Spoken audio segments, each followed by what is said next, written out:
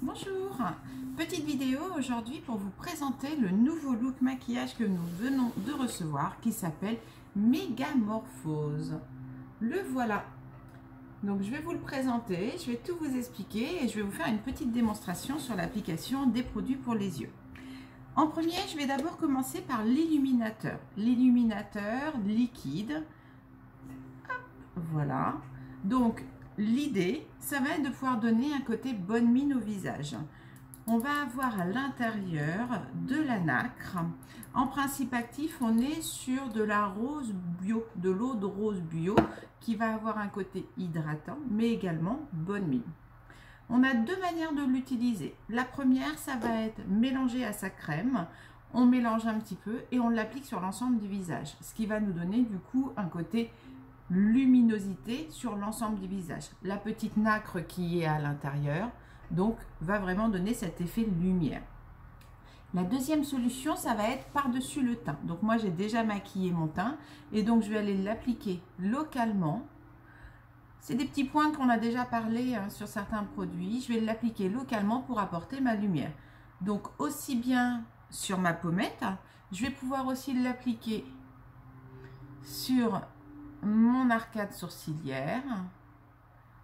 Et si on n'a pas de petite ride, on va pouvoir aussi l'appliquer sur l'arc du Cupidon, donc au-dessus de la lèvre. Donc ça va être des points de lumière qui vont vraiment réattirer, refléter. Alors là, c'est vrai que ça brille pas mal puisque moi j'ai les spots qui sont présents. Mais pour tous les jours, c'est vrai qu'on va avoir un effet luminosité et qui va mettre en valeur du coup le regard. Donc ça, c'est l'illuminateur. Donc on va pouvoir appliquer soit mélangé à la crème ou soit en petites touches sur l'ensemble du visage, sur certaines zones du visage. On va avoir également à l'intérieur des palettes. Palettes paupières qui sont présentées dans des petits boîtages. Alors je vous montre ma petite anti-sèche. Ça va être présenté comme ça dans des petits boîtages où vous avez vos 4 ombres à paupières.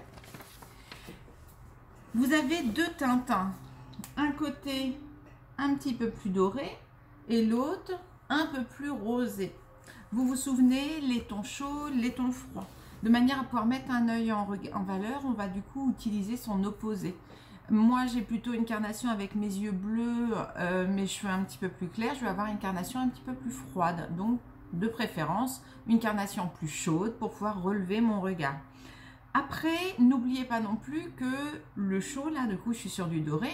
Si jamais je suis habillée en rose, bien sûr, c'est pas ça que je vais mettre. Je vais pouvoir prendre l'autre palette.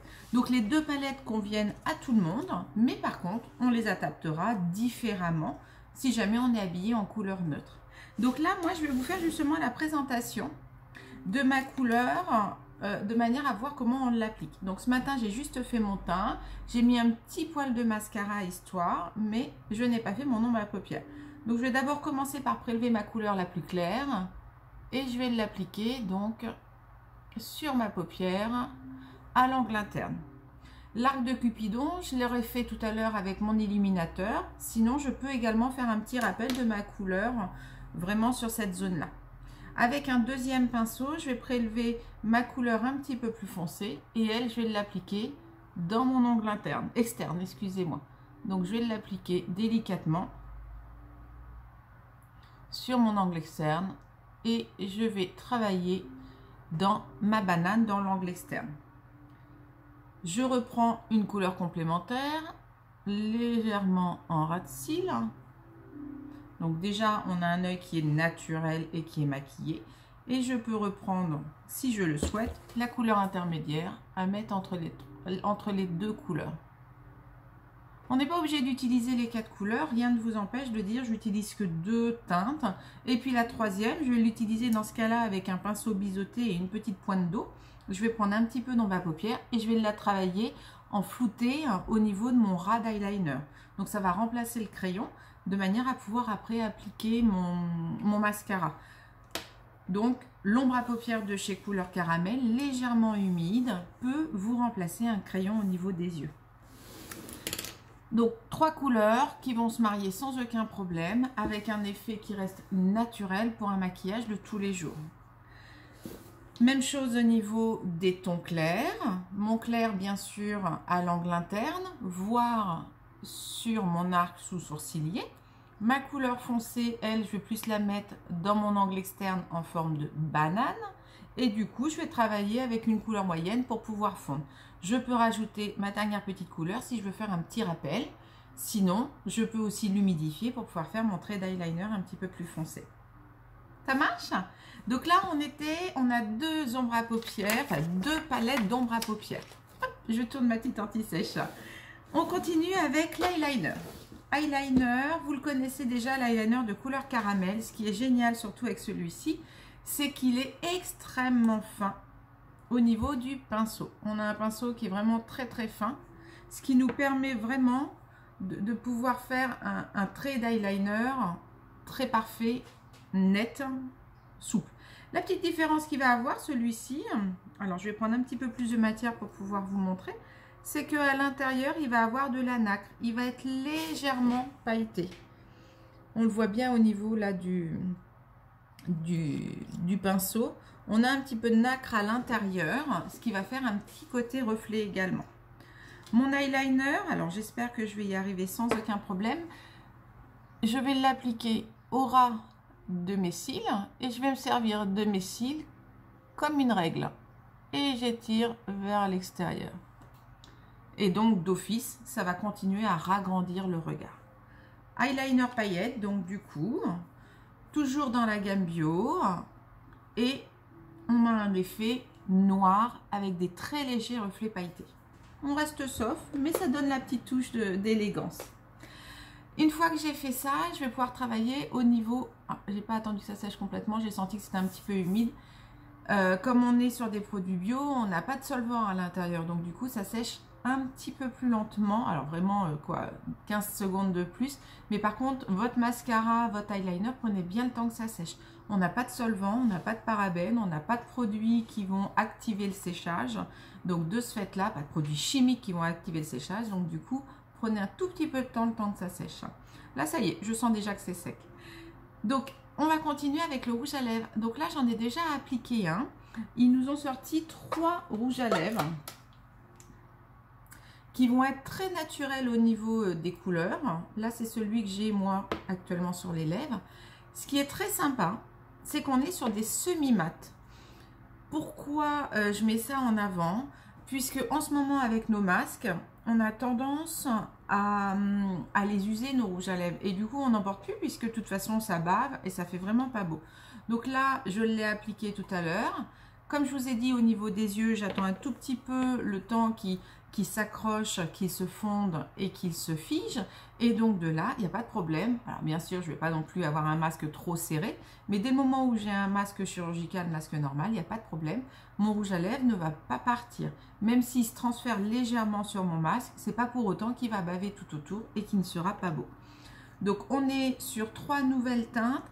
Donc je ne sais pas si je vous l'ai dit, mais on est tous sur des éditions éphémères. Les looks chez Couleur Caramel sont éphémères. Si toutefois ils plaisent vraiment beaucoup, peut-être qu'ils vont être mis au catalogue, mais on est sur des collections éphémères. Les rouges à lèvres, on est avec de l'huile de ricin bio. Donc du coup, on a ce côté fortifiant au niveau des petites fentes qui vont se faire sur la lèvre, qui vont justement régénérer et hydrater. Je vais vous parler maintenant des poudres. On va avoir 3 palettes de poudre. Présentées comme on a au niveau des ombres à paupières, on va avoir 2 palettes de poudre, excusez-moi. Et chaque palette de poudre va avoir 4 couleurs. 4 couleurs, finalement, c'est 4 produits différents. Ils vont s'utiliser tous différemment. Dans un premier temps, je vais avoir la poudre matifiante haute définition. Donc là, on est sur une poudre traditionnelle qu'on va pouvoir mettre après son fond de teint pour fixer le fond de teint, qui va être transparente. N'ayez pas peur, elle est blanche, mais c'est justement, elle est transparente, elle va avoir ce côté unifiant. On va après avoir un highlighter.